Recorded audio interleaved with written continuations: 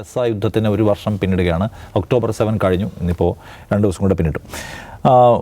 അതുണ്ടാക്കിയിട്ടുള്ള ആഘാതത്തിൻ്റെ വലിപ്പം നമ്മൾ ഇനി ആവർത്തിച്ച് പറയേണ്ടതില്ല. എത്രയോ ദീർഘദിവസങ്ങളായി നമ്മൾ സംസാരിച്ചുകൊണ്ടേയിരിക്കുന്നു. അത് ലോകരാഷ്ട്രീയത്തിലുണ്ടാക്കിയ മാറ്റം എന്താണ്, മാനവരാശിക്കുണ്ടാക്കിയ നഷ്ടം എന്താണെന്നതിനെക്കുറിച്ച് 1 വർഷം പിന്നിടുമ്പോൾ അതിൻ്റെ ഒരു പിക്ചർ എന്താണ് എന്നതിനെക്കുറിച്ചാണ് നമുക്ക് സംസാരിക്കാനുള്ളത്. ഇനി ദൗസാബിന് എന്താണ് ഒരു ടേക്ക് അതിനകത്ത്?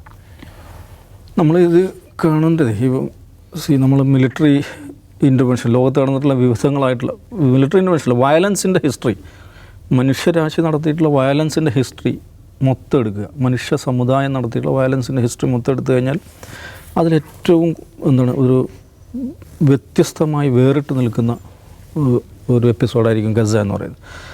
ഞാൻ മുമ്പ് പറഞ്ഞിട്ടുണ്ട്, ഒരു മനുഷ്യഭാവനയ്ക്ക്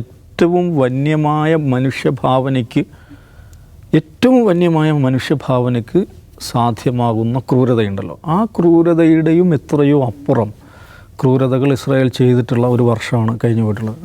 ഇപ്പോൾ 3-4 ദിവസം മുമ്പ് ഗസയിൽ നിന്ന വാർത്ത, അവിടെ ഇസ്രായേലിൽ ഗസയിൽ ഓർഫൻഡായിട്ടുള്ള ആയിരക്കണക്കിന് കുട്ടികളുണ്ട്. ഓർഫൻഡ് എന്ന് പറഞ്ഞിട്ടുണ്ടെങ്കിൽ കംപ്ലീറ്റ് ഓർഫൻ എന്ന് വെച്ചാൽ ആരുമില്ല, അച്ഛനുമില്ല, അമ്മയില്ല, സഹോദരങ്ങളില്ല, സഹോദരികളില്ല, അങ്ങനെ ഓർഫൻഡായി കഴിയുന്ന ആയിരക്കണക്കിന് കുട്ടികളുണ്ട്. അത്തരം കുട്ടികളെ താമസിപ്പിക്കുന്ന ഒരു ഓർഫനേജ് ഉണ്ട്. ആ ഓർഫനേജിൽ വന്ന് ബോംബിട്ടിരിക്കുകയാണ്. അങ്ങനെ സാധിക്കണമെങ്കിൽ ഒന്നാലോചിച്ച് നോക്കുക, എത്ര അവരുടെ ഒരു വന്യത, മൃഗീയത, പൈശാചികത എന്ന് പറയുന്നത് എന്തുമാത്രം ക്രൂരമായിരിക്കണം എന്നുള്ളത്. ഇപ്പോൾ കഴിഞ്ഞ ദിവസം അൽ ജസീറ ഒരു ഡോക്യുമെൻ്ററി പുറത്തിറക്കിയിട്ടുണ്ട്. അൽ ജസീറ ഇൻവെസ്റ്റിഗേഷൻ എന്ന് പറയുന്ന അവരുടെ സ്പെഷ്യൽ വാർ ക്രൈംസിനെ മാത്രം. അതിൽ നോക്കൂ, അത് നമുക്ക് അധികം നേരം കണ്ടു നിൽക്കാൻ പറ്റില്ല. അതിലുള്ള വിഷ്വൽസ് എന്താണ്, ഈ നിലക്കുള്ള ക്രൂരതകൾ ചെയ്ത ശേഷം IDFൻ്റെ ആളുകൾ അവർ ഡാൻസ് ചെയ്യുന്നത്, അവർ ഫോട്ടോഷൂട്ട് നടത്തുന്നത്, അവർ നടത്തുന്ന ആഹ്ലാദ പ്രസ്താവനകൾ, മദ്യപിക്കുന്നത്, ഇതിൻ്റെയൊക്കെ ദൃശ്യങ്ങൾ സഹിതമാണ് ഇത് ചെയ്തിരിക്കുന്നത്. എന്ന് പറഞ്ഞാൽ ഞാൻ എഗൻ പറയുകയാണ്, മനുഷ്യഭാവനയ്ക്ക്, ഏറ്റവും വന്യമായ മനുഷ്യഭാവനയ്ക്ക് അസാധ്യമായിട്ടുള്ള ഒരു വയലൻസ് എന്നുള്ളതാണ്. അതാണ് ഗസയിൽ നടന്നുകൊണ്ടിരിക്കുന്നത്. പിന്നെ സ്റ്റാറ്റിസ്റ്റിക്സ് നമ്മൾ ഒരുപാട് തവണ ചർച്ച ചെയ്തതാണ്. അതിൽ നോക്കൂ, യുഎന്നിൻ്റെ ചരിത്രത്തിൽ ഇതുവരെ ഇത്രയധികം UN ഉദ്യോഗസ്ഥർ കൊല്ലപ്പെട്ട ഒരു ഇവൻറ്റ്, ഇത്ര കുറഞ്ഞ കാലം കൊണ്ട് ഇത്രയധികം UN ഉദ്യോഗസ്ഥർ കൊല്ലപ്പെട്ട സംഭവം ഉണ്ടായിട്ടില്ല. 300-നടുത്ത് UN ഉദ്യോഗസ്ഥരാണ് കൊല്ലപ്പെട്ടത്. സാധാരണ ഇസ്രായേൽ ഈ പറയുന്ന കുഞ്ഞുങ്ങൾ കൊല്ലപ്പെടുന്നതിന്, സ്ത്രീകൾ കൊല്ലപ്പെടുന്നതിന്, രോഗികൾ കൊല്ലപ്പെടുന്നതിനൊക്കെ കാരണം പറയാം, അത് കൊലാറ്ററൽ ഡാമേജാണ്. കാരണം ഹമാസ് ഇവരെ ഹ്യൂമൻ ഷീൽഡാക്കി വെക്കുന്നതുകൊണ്ട് ഞങ്ങൾ ഹമാസിനെ കൊല്ലുമ്പോൾ ഇവർ കൊല്ലപ്പെടുകയാണെന്ന് പറയുന്നത്. നോക്കൂ, ഇത്രയധികം UN ഉദ്യോഗസ്ഥർ കൊല്ലപ്പെട്ടിട്ടുണ്ടെങ്കിൽ UN പറയണ്ടേ ഞങ്ങളുടെ സ്റ്റാഫിനെ ഹമാസ് ഹ്യൂമൻ ഷീൽഡാക്കുകയാണ്, ആ പരിപാടി ഹമാസ് അവസാനിപ്പിക്കണം, ഞങ്ങളുടെ സ്റ്റാഫിനെ പ്രൊട്ടക്റ്റ് ചെയ്യണം എന്ന് UN ഇതുവരെ ആവശ്യപ്പെട്ടിട്ടില്ലല്ലോ. അത് നമ്മൾ കാണേണ്ട ഒരു കാര്യമാണല്ലോ. UN എന്ന് പറയുന്നത് ലോകത്തെ ഏറ്റവും പ്രധാനപ്പെട്ടുള്ള ഒരു ഇൻ്റർനാഷണൽ ഏജൻസിയാണ്. അവരുടെ സ്റ്റാഫിനെ കൊല്ലുന്നതിനും ഇതാണ് ന്യായം പറയുന്നത്. അങ്ങനെയുള്ള ജേർണലിസ്റ്റ് ഒരു മാധ്യമ സ്ഥാപനം ഞങ്ങളുടെ ജേർണലിസ്റ്റ് കൊല്ലപ്പെട്ടത്, അത് ഹമാസുകാർ ഞങ്ങളുടെ ഇന്ന് ക്യാമറാമാനെ, ഇന്ന് ലേഖകനെ ഹ്യൂമൻ ഷീൽഡാക്കി, അതുകൊണ്ടാണ് കൊല്ലപ്പെട്ടതെന്ന് ഇതുവരെ പറഞ്ഞിട്ടില്ല. അപ്പോൾ ഇതിങ്ങനെ കൊന്നുകൊണ്ടിരിക്കുക, അതിന് വിചിത്രമായ ന്യായങ്ങൾ പറയുക എന്നുള്ളത്. ഇനി വേറെ സ്റ്റാറ്റിസ്റ്റിക്സ്, 61% കെട്ടിടങ്ങൾ തകർക്കപ്പെട്ടു എന്ന് പറയുന്നത്. ഒരു പ്രദേശത്ത്, ഒരു ജിയോഗ്രഫിയിലെ 61% കെട്ടിടങ്ങൾ തകർക്കപ്പെടുക എന്ന് പറയുന്ന സംഭവം ലോകത്ത് എവിടെയെങ്കിലും ഉണ്ടായിട്ടുണ്ടോ? നമ്മൾ 1-2 ലോകമഹായുദ്ധങ്ങൾ അതേക്കുറിച്ച് പഠിക്കുന്നു. ഇങ്ങനത്തെ ഒരു സംഭവം ഒരു ഗിവൺ ജിയോഗ്രഫിയിലെ 61% കെട്ടിടങ്ങൾ തകർക്കുക. അങ്ങനെയാണ് ഈ പുതിയ വാക്ക് ഇംഗ്ലീഷിൽ ഡൊമിസൈഡ് എന്നൊരു വാക്ക് ഇംഗ്ലീഷിൽ കോയിൻ ചെയ്യപ്പെടുകയാണ്. ഡൊമിസൈഡ്, ആളുകൾ താമസിക്കുന്ന ഇടങ്ങൾ കൂട്ടമായി നശീകരിക്കുക. ജിനോസൈഡ് പോലെ, എഡ്യൂസൈഡ് പോലെ, ഡൊമിസൈഡ് എന്നൊരു പ്രയോഗം ഇംഗ്ലീഷ് ഭാഷയിലേക്ക് വരികയാണ് ഈ ഗസ ഇതിന് ശേഷം. ഇതൊരു വശത്ത്. ഇനി മറുവശത്ത് നമ്മൾ കാണേണ്ടത്, ഈ ഒക്ടോബർ 8 മുതലാണല്ലോ ഇസ്രായേൽ ആക്രമണം തുടങ്ങുന്നത്. ആ സമയങ്ങളിൽ, അതിന് ശേഷമുള്ള ദിവസങ്ങളിൽ ഇസ്രായേലി ലീഡർഷിപ്പ്, അവൻ്റെ മിലിറ്ററി ലീഡർഷിപ്പും പൊളിറ്റിക്കൽ ലീഡർഷിപ്പും നടത്തിയുള്ള സ്റ്റേറ്റ്മെൻറ്റുകൾ നമ്മൾ എടുക്കുക. എന്നിട്ട് എന്താണെന്ന് അവർ പറഞ്ഞത്, ഇതൊരു മാറ്റർ ഓഫ് 2-3 വീക്സ്, വളരെ പെട്ടെന്ന് ഈ പരിപാടി നമുക്ക് തീർക്കാൻ പറ്റും. ഗാലൻറ്റിൻ്റെ വളരെ പ്രസിദ്ധമായ പ്രസ്താവന ഉണ്ടല്ലോ, എന്താണ് ഗോ സ്മാഷ് ഫിനിഷ് എന്ന് പറയുന്ന. ആ നിലക്ക് ഏതാനും ആഴ്ചകൾ കൊണ്ട് തീർക്കാൻ പറ്റും എന്ന് ഇസ്രായേൽ കരുതിയൊരു യുദ്ധമാണിത്. അത് ഇസ്രായേൽ അങ്ങനെ കരുതുന്ന ഇസ്രായേലിന് ന്യായമുണ്ട്. കാരണം എന്ന് വെച്ചിട്ടുണ്ടെങ്കിൽ ഇസ്രായേൽ മുമ്പ് നടത്തിയിട്ടുള്ള യുദ്ധങ്ങളുണ്ട്. അത് സ്വതന്ത്ര അറബ് രാജ്യങ്ങളോടാണ് നടത്തിയിട്ടുള്ളത്. ഈജിപ്റ്റ്, സിറിയ, ജോർഡൻ, ഈ രാജ്യങ്ങളുടെ സഖ്യങ്ങളോടാണ് ഇസ്രായേൽ യുദ്ധം നടത്തിയിട്ടുള്ളത്. ആ യുദ്ധങ്ങളൊക്കെ വളരെ പെട്ടെന്ന് തീർക്കുവാൻ ഇസ്രായേലിന് സാധിച്ചിട്ടുണ്ട്. ഇസ്രായേൽ വിജയിച്ചു നിന്നുകൊണ്ട് തീർക്കാൻ സാധിച്ചിട്ടുണ്ട്. പക്ഷേ ഇവിടെ അങ്ങനെയല്ല. ഇത് 2007 മുതൽ സമ്പൂർണ്ണമായി ഉപരോധത്തിൽ കഴിയുന്ന ഒരു നോൺ സ്റ്റേറ്റ് ആക്ടറായിട്ടുള്ള ഒരു സംഘടനയോടാണ് ഇസ്രായേൽ യുദ്ധം ചെയ്യുന്നത്. ആ യുദ്ധമാണ് ഒരു വർഷമായിട്ടും ഇസ്രായേൽ പ്രഖ്യാപിച്ചിട്ടുള്ള വാർ ടാർഗറ്റുകൾ അതിലൊന്നുപോലും അച്ചീവ് ചെയ്യാൻ പറ്റിയിട്ടില്ല. അവർ പ്രഖ്യാപിച്ചതെന്നാണ് ഹമാസിനെ ഡിസ്മാൻഡിൽ ചെയ്യുക, ഹമാസിനെ ഇല്ലാതാക്കുക, ഈ ബന്ദികളെ തിരിച്ചെത്തിക്കുക, ഗസയിൽ നിന്നുള്ള ഇനിയുള്ള ആക്രമണ സാധ്യതകൾ ഇല്ലാതാക്കുക. ഒക്ടോബർ 7 ഇതിന് 365 ദിവസമാകുമ്പോൾ എന്താ സംഭവിക്കുന്നത്? ഹമാസിൻ്റെ റോക്കറ്റുകൾ ടെല്ലവീവിൽ പതിക്കുകയാണ് ചെയ്യുന്നത്. എന്ന് പറഞ്ഞാൽ ഇവർ ഹമാസിനെ തകർത്തു എന്ന് പറയുന്നത് എവിടെ നിൽക്കുന്നു എന്ന് പറഞ്ഞാൽ, നോക്കൂ, ഞാൻ നേരത്തെ പറഞ്ഞു, വയലൻസിൻ്റെ ഒരു ഹിസ്റ്ററി എടുത്ത് പരിശോധിച്ചാൽ മനുഷ്യരാശിയുടെ ചരിത്രത്തിലില്ലാത്ത അനുഭവമാണ് ഗസ എന്നതുപോലെ തന്നെ മനുഷ്യൻ്റെ ഇച്ഛാശക്തിയുടെയും പ്രതിരോധത്തിൻ്റെയും ചരിത്രം നമ്മൾ പരിശോധിച്ചാൽ അസാധാരണമായിട്ടുള്ള വിസ്മയാവഹമായിട്ടുള്ള ഒരു അനുഭവം കൂടിയാണ് ഗസ എന്ന് പറയുന്നത്. എങ്ങനെയാണ് അവർ ഈ പ്രതിരോധം തീർക്കുന്നത്? എങ്ങനെയാണ് അവർ പിടിച്ചു നിൽക്കുന്നത്? എങ്ങനെയാണ് ഇത്രയും ഭയാനകവും ഭീകരവുമായുള്ള നശീകരണത്തിന് ശേഷവും ഇന്നലെയും അബൂ ഉബൈദയുടെ വീഡിയോ വന്നു. അബൂ ഉബൈദയുടെ വീഡിയോ അതിൻ്റെ എല്ലാ വീഡിയോ ക്ലാരിറ്റിയോടുകൂടി, എല്ലാ ഗ്രാഫിക്കൽ എലമെൻറ്റോടുകൂടി ഈ കഴിഞ്ഞ 365 ദിവസങ്ങളുണ്ടായ കാര്യങ്ങൾ വിശകലനം ചെയ്യുന്ന വീഡിയോ പുറത്തിറക്കുകയാണെങ്കിൽ അതിനുള്ള സാങ്കേതിക സംവിധാനങ്ങളുണ്ടല്ലോ, അത്ര പോലും സാധിക്കുന്ന വിധം അവർ അങ്ങനെ തന്നെ നിൽക്കുകയാണ്. അത് എഗെയിൻ ഞാൻ പറയുന്നു, മനുഷ്യരാശിയുടെ ചരിത്രത്തിൽ അപൂർവമായുള്ള സംഭവമാണ്. ഇനിയുള്ളത് ഇതിൻ്റെ ഇതെന്താണെന്ന് വെച്ചാൽ, ഇസ്രായേൽ എന്ന് പറയുന്നൊരു സംഭവം അടിസ്ഥാനപരമായി ഇസ്രായേലിൻ്റെ ഫൗണ്ടേഷണൽ പ്രിൻസിപ്പിൾ എന്തായിരുന്നു നമ്മൾ കാണണം. ലോകത്ത് വേട്ടയാടപ്പെട്ടുകൊണ്ടിരിക്കുന്ന ജൂതരുടെ സുരക്ഷിത ഇടം, ഹോം ലാൻഡ് ഫോർ ജ്യൂസ് എന്നുള്ളത്, പ്രോമിസ്ഡ് ലാൻഡ്, ഈ കോൺസെപ്റ്റിലാണ് ഇസ്രായേൽ ഉണ്ടാകുന്നത്. അത് ശരിയായൊരു സംഗതിയാണെന്ന് വെച്ചാൽ, ജൂതർ വേട്ടയാടപ്പെടുകയായിരുന്നുള്ളൊരു വസ്തുതയാണ്. പ്രത്യേകിച്ച് യൂറോപ്പിലെ ജൂതവേട്ടയുടെ ചരിത്രം, അതിൻ്റെ ഒരുപാട് കഥകളുണ്ട്. അപ്പോൾ ഒരു ജൂയിഷ് ഹോംലാൻഡ് എന്ന് പറയുന്നൊരു കോൺസെപ്റ്റ്, ജൂതർക്ക് സുരക്ഷിതമായൊരു ഇടം വേണം. ഈ സുരക്ഷിതമായൊരു ഇടം കിട്ടാൻ വേണ്ടി അവരെന്താ ചെയ്യുന്നത്? പാലസ്തീൻ എന്ന് പറയുന്ന പ്രദേശത്ത് വന്നിട്ട് അവിടെയുള്ള ജനങ്ങളെ ആട്ടിപ്പായിക്കുകയാണ്. അതിന് ഈ പറയുന്ന ജൂതരെ വേട്ടയാടിയിട്ടുള്ള പടിഞ്ഞാറൻ രാജ്യങ്ങൾ സമ്പൂർണ്ണമായി പിന്തുണ കൊടുക്കുന്നു. അപ്പോൾ ശരിയായ ഒരു കാരണത്തിന് വേണ്ടി, ശരിയായ ഒരു സംഗതിക്ക് വേണ്ടി തെറ്റായ ഒരു നിലപാട് സ്വീകരിച്ചുണ്ടാക്കപ്പെട്ട രാജ്യമാണ് ഇസ്രായേൽ എന്ന് പറയുന്നത്. അപ്പോൾ അതിൻ്റെ ഫൗണ്ടേഷണൽ പ്രിൻസിപ്പിൾ എന്താണ്? ജൂതരുടെ സുരക്ഷിതമായ ഇടം. ഞാൻ ചോദിക്കുന്നു, ഈ രാജ്യം 78 വർഷം കഴിയുമ്പോൾ ഈ രാജ്യത്തിൻ്റെ ഇപ്പോഴത്തെ അവസ്ഥ എന്താണ്? ഈ സുരക്ഷിതമായ ഇടം എന്ന് പറയുന്ന പ്രിൻസിപ്പിൾ, ഇസ്രായേലിനെ നിലനിർത്തുന്ന പ്രിൻസിപ്പിൾ, അത് ഏതെങ്കിലും ഒരു സന്ദർഭത്തിൽ അത് അച്ചീവ് ചെയ്യാൻ ഇസ്രായേലിനെ പറ്റിയിട്ടുണ്ടോ?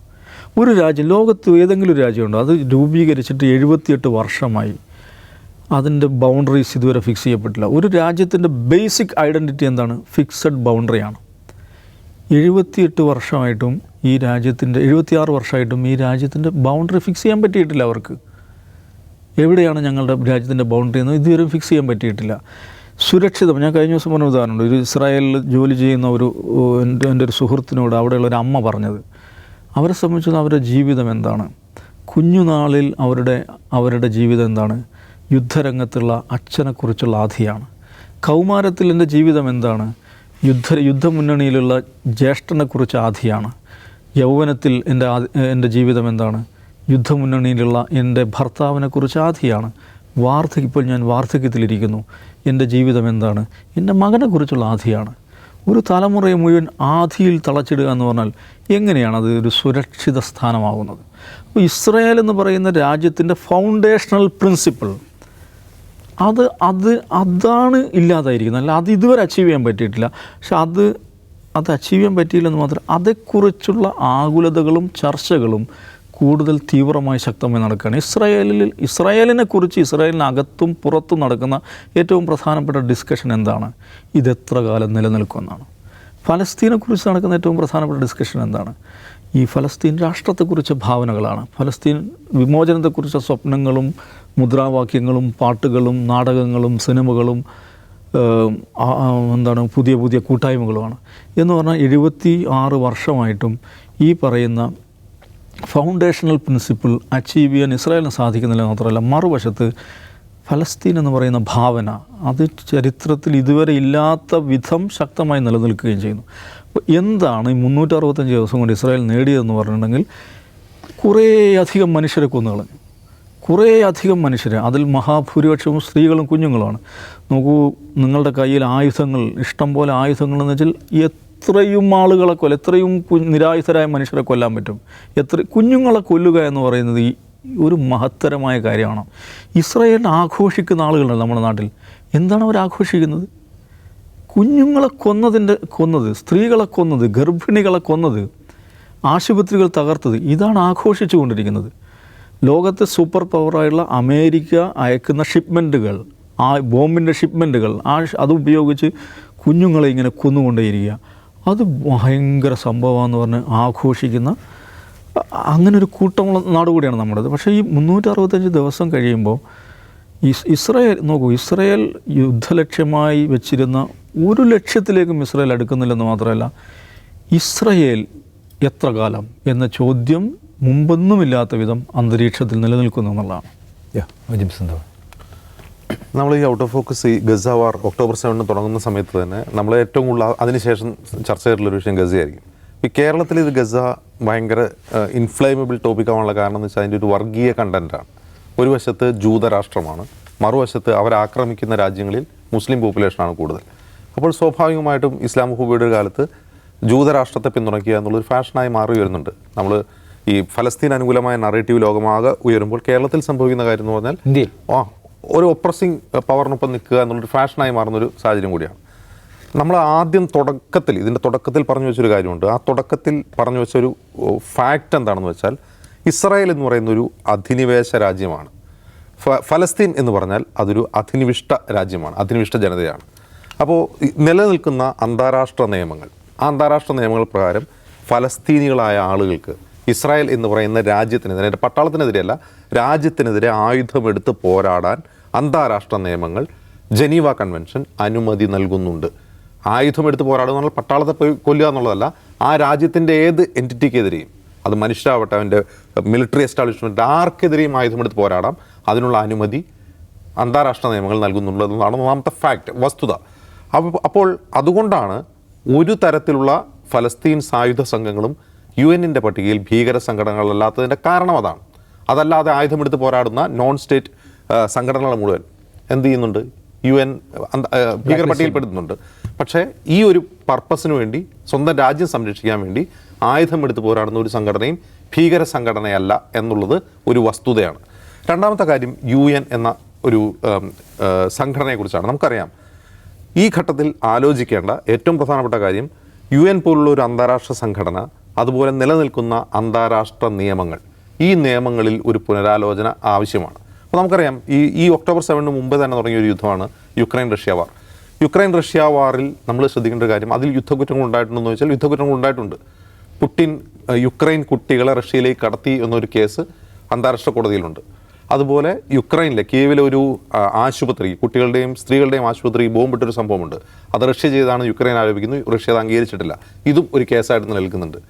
ഈ രണ്ട് കേസുകളിൽ റഷ്യക്കെതിരെ യുദ്ധക്കുറ്റം ആരോപിക്കുന്ന അന്താരാഷ്ട്ര ഇൻസ്റ്റിറ്റ്യൂഷൻസ്, അത്തരം കേസുകളുടെ എണ്ണം ഫലസ്തീനിലും നോക്കിക്കഴിഞ്ഞാൽ എല്ലാ ദിവസവും നടന്നുകൊണ്ടിരിക്കും. കഴിഞ്ഞ ഒളിമ്പിക്സിൽ റഷ്യ ഇല്ല. ഞാൻ പറയുന്നത്, ഈ റഷ്യക്കെതിരെ അന്താരാഷ്ട്ര സമൂഹം സ്വീകരിക്കുന്ന നിലപാട് ഫലസ്തീൻ്റെ കാര്യത്തിൽ എടുത്തു കഴിഞ്ഞാലോ അവിടെ എല്ലാ ദിവസവും നടന്നുകൊണ്ടിരിക്കുകയാണ്. അപ്പോൾ ഇവിടെ ഒരു വ്യക്തമായ അന്താരാഷ്ട്ര നിയമങ്ങൾ ഒരു വിവേചനപരമായ ഉപയോഗം നമുക്കവിടെ കാണാം. മറ്റൊന്ന്, ഈ അന്താരാഷ്ട്ര ബോഡികളും അന്താരാഷ്ട്ര നിയമങ്ങളും ഒബ്സലീറ്റ് ആയി കഴിഞ്ഞുകൊണ്ടിരിക്കുകയാണ്. ഇപ്പോൾ UN തന്നെ എടുക്കുക. ഈ യുദ്ധം തുടങ്ങിയതിന് ശേഷം UN സെക്രട്ടറി ജനറൽ എത്ര രൂക്ഷമായിട്ടാണ് ഇസ്രായേലിനെതിരെ പ്രതികരിച്ചിട്ടുള്ളത്. ഈ ഒക്ടോബർ 7 എന്ന് പറയുന്ന കാര്യം, it was not happened from a vacuum എന്നാണ് ഗുട്ടറസ് ഉപയോഗിച്ച വാക്ക്. ഇത് ശൂന്യതയിൽ നിന്നുണ്ടായ ഒരു റിയാക്ഷൻ അല്ല എന്ന് ഇസ്രായേലിനെ ഓർപ്പിച്ച UN-ൻ്റെ ഗുട്ടറസ് ഇന്ന് അദ്ദേഹം നിശബ്ദനാണ്. അദ്ദേഹത്തിന് സംസാരിക്കാൻ കഴിയുന്നില്ല. UN എന്ന് പറയുന്ന ബോഡിയുടെ, ആ ഒരു അന്താരാഷ്ട്ര ബോഡിയുടെ ഇതെന്താണ്? ആ UN എന്ന് പറഞ്ഞ അന്താരാഷ്ട്ര ബോഡി 20-ാം നൂറ്റാണ്ടിലെ രാഷ്ട്രീയ സാഹചര്യങ്ങളിൽ തന്നെ ഉരുത്തിരിഞ്ഞു വന്ന ഒന്നാണ് അല്ലേ. 2 ലോകമഹായുദ്ധങ്ങൾക്ക് ശേഷം ഉരുത്തിരിഞ്ഞു വന്ന ഒരു ബോഡിയാണ്. 21-ാം നൂറ്റാണ്ടിൽ ലോകമഹായുദ്ധങ്ങളില്ല, പക്ഷേ ലോകമഹായുദ്ധങ്ങളെക്കാൾ ഭീകരമായ ജനസൈഡ് നടന്നുകൊണ്ടിരിക്കുന്നു. ലോകമഹായുദ്ധങ്ങളെക്കാൾ കൂടുതൽ ഡിസ്ട്രക്ഷൻ ഈ ലോകത്ത് നടന്നുകൊണ്ടിരിക്കുന്ന യുദ്ധങ്ങൾ നമ്മൾ കണ്ടുകൊണ്ടിരിക്കുന്നു. അതിൽ കൂടുതൽ ലോകമഹായുദ്ധത്തിൽ ഉപയോഗിച്ചതിനേക്കാൾ കൂടുതൽ ആയുധങ്ങൾ ഈ കഴിഞ്ഞ 2023-24 ഉപയോഗിച്ചു കഴിഞ്ഞു അല്ലേ. അതിൽ വില കൂടിയ അതിൽ കൂടുതൽ എണ്ണം ആയുധങ്ങൾ ഉപയോഗിച്ചു കഴിഞ്ഞു. എന്നിട്ടും നമ്മുടെ നിയമങ്ങൾക്ക്, അന്താരാഷ്ട്ര നിയമങ്ങൾക്കോ ഈ UN പോലുള്ള അന്താരാഷ്ട്ര ബോഡികൾക്കോ ഇത് തടയാൻ സാധിക്കുന്നില്ലെങ്കിൽ ഈ രണ്ടും എന്താണ്, അത് നിഷ്ഫലവും നിഷ്പ്രയോജനകരവുമായി കഴിഞ്ഞിരിക്കുന്നു. പുതിയൊരു അന്താരാഷ്ട്ര ബോഡിയെക്കുറിച്ച്, പുതിയൊരു ലോകക്രമത്തെക്കുറിച്ച്, പുതിയ ലോക നിയമങ്ങളെക്കുറിച്ച് മാനവരാശി ആലോചിക്കേണ്ട അവസാന നിമിഷങ്ങളിലൂടെയാണ് നമ്മൾ കടന്നു പോകുന്നത്. 20-ാം നൂറ്റാണ്ടിൻ്റെ ഒരു ആവർത്തനം 21-ാം നൂറ്റാണ്ടിൻ്റെ ആദ്യത്തെ 25 വർഷത്തിൽ ഉണ്ടായിക്കൊണ്ടിരിക്കുന്നു. ഈ 2ാം ലോകമഹായുദ്ധം ഉണ്ടാകുന്ന 1940-കളിലാണെങ്കിൽ ഇനി നമ്മളൊരു 10-25 വർഷത്തോടെ കാത്തിരിക്കണം ആ ഒരു മാറ്റത്തിന് വേണ്ടിയെന്ന് കരുതാൻ ഒരു ന്യായീകരണവുമില്ല. കാരണം ആക്ട് നൗ, ഇപ്പോൾ പ്രവർത്തിക്കണം. മാനവരാശി ഇപ്പോൾ പ്രവർത്തിക്കേണ്ട അവസ്ഥയിലാണ്. പക്ഷേ നമ്മുടെ ഒരു ദുരവസ്ഥ എന്താണെന്ന് വെച്ചാൽ നറേറ്റീവ് ബിൽഡിങ്ങുകളാണ് നടന്നുകൊണ്ടിരിക്കുന്നത്. ഒരു വശത്ത് നറേറ്റീവ് ബിൽഡിങ്ങിൽ ഇപ്പോൾ ഫലസ്തീൻ അനുകൂലമായ നറേറ്റീവ് ലോകം മുഴുവൻ വ്യാപിച്ചിട്ടുണ്ട്. പക്ഷേ അതേസമയം തന്നെ ഈ ചോരയെയും മൃതദേഹങ്ങളെയും പിഞ്ചു കുഞ്ഞുങ്ങളുടെ ശവശരീരങ്ങളെയും ആഘോഷിക്കുന്ന ഒരു വിഭാഗവും ലോകത്ത് വലിയ തോതിൽ വളർന്നു വരുന്നുണ്ട്.